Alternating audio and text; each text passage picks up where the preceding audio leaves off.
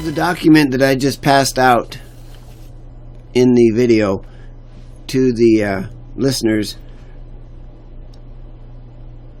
it was the actual credentials passed by the states in their resolutions to attend the Convention of 1787.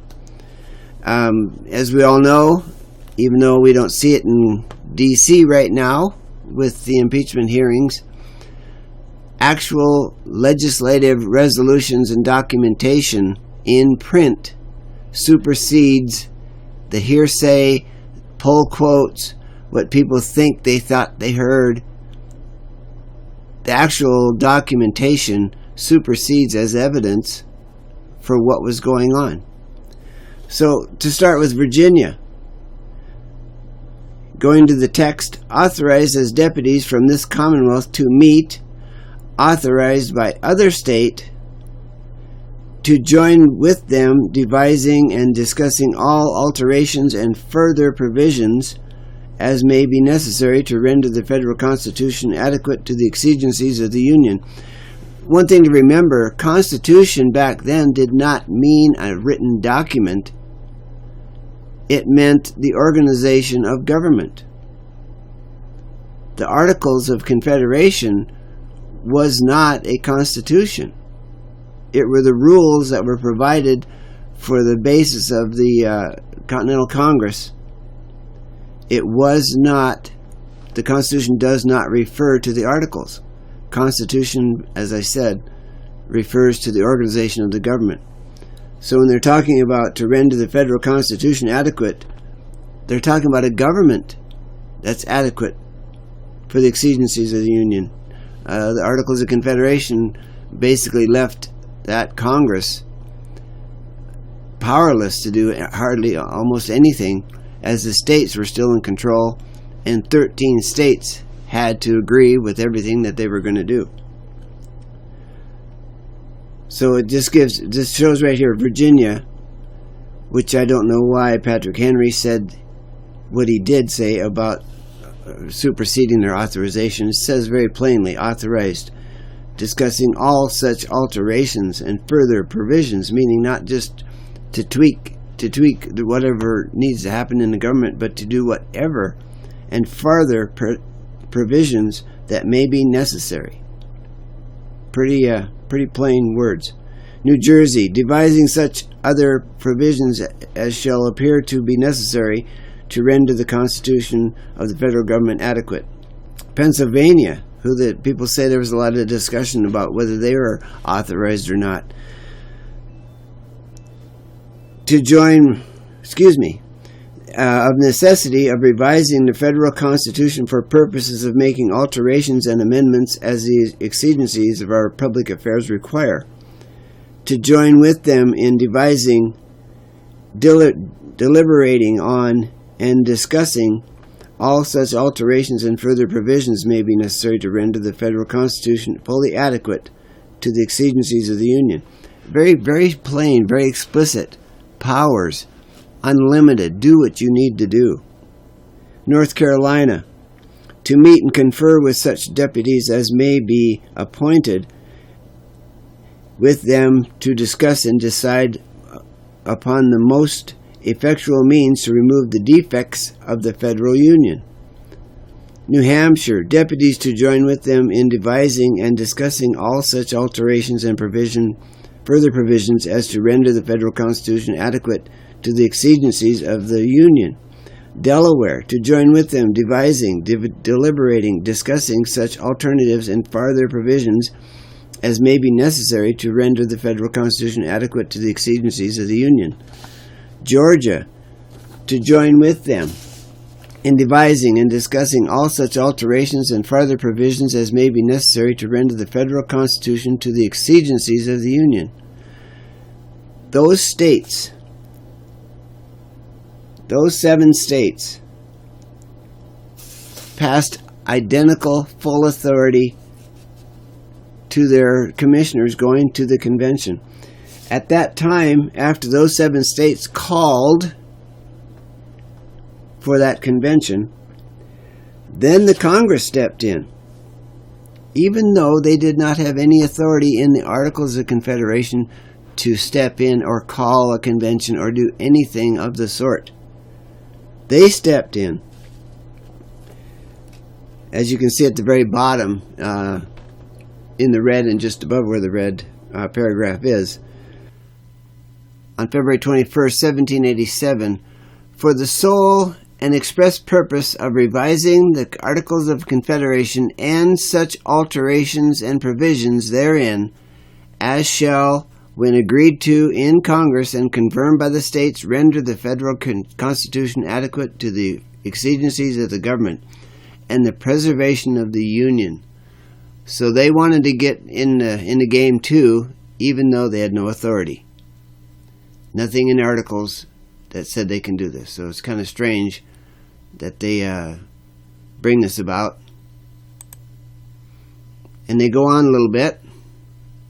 They did use the word constitution, but that means the organized government. Very plain language.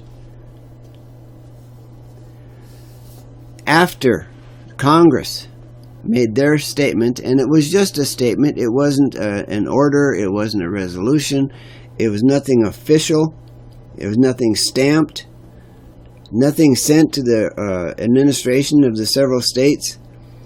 It was just a pronouncement saying, yeah, we think this convention should happen too. That's all it was. It had no force of law, it had no restrictions, it had no effect to the states at all. New York was next, for the sole purpose, for the sole and express purpose of revising the Articles of Confederation, are the key words there.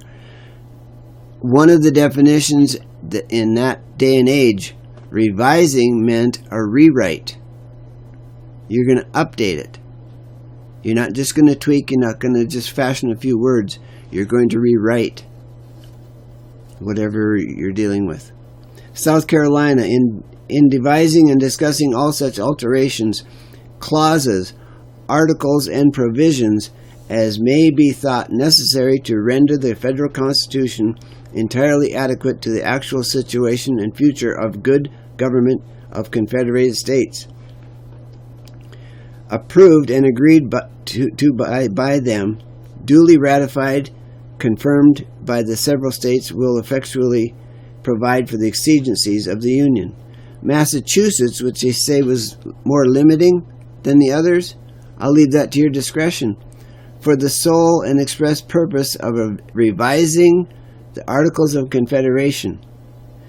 Not to forget that revising at that point in time meant rewrite, and also after the delegates stayed, voted, participated in the convention, even though Elbridge Gerry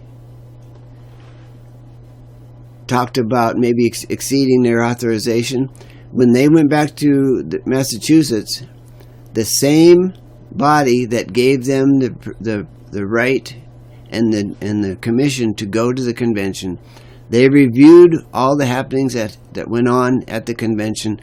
They made the proclamation saying, it took a vote, and said that their delegates did exactly what they were told. That is also a written legislative resolution, not just hearsay, not a poll quote, not something that might have happened 200 years ago and people said, oh yeah, this guy said this. This is actual resolution. Connecticut. To confer with such delegates appointed by the several states for the purposes mentioned in the said Act of Congress, and to discuss such alterations and provisions agreeable to the general principles of the Republican government as they shall think proper to render the federal constitution adequate to the exigencies of the government and the preservation of the Union. Do whatever it takes. That's what they were saying. Do whatever it takes. Maryland, who actually commissioned their delegates to go, the commission had already started, so they were in kind of a hurry to get there. Maryland, May 26, 1787, to join with them in consideration such alterations and further provisions as may be necessary to render the federal Constitution adequate to the exigencies of the Union. All of the states addressed it, pretty much fashioned. You can argue that 2 of the states maybe didn't have full authorization. Massachusetts obviously did, but that seems to be the consensus that they went above their authority. I think that's arguable. Regardless, 10 of the states had full authority. It's proven written documentation. I hope you'll have a chance to read the handout I gave you, or here online. I will also leave some of this material in the details below the video.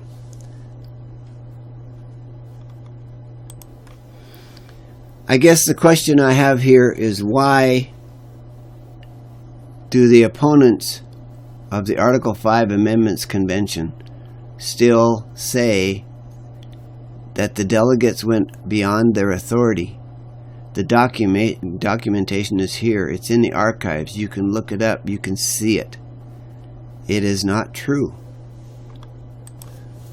So in the next video, you will see and you will hear the dismissing of this evidence, of this factual documentation, by saying, well, why didn't they know it? Why did they say that they didn't know it?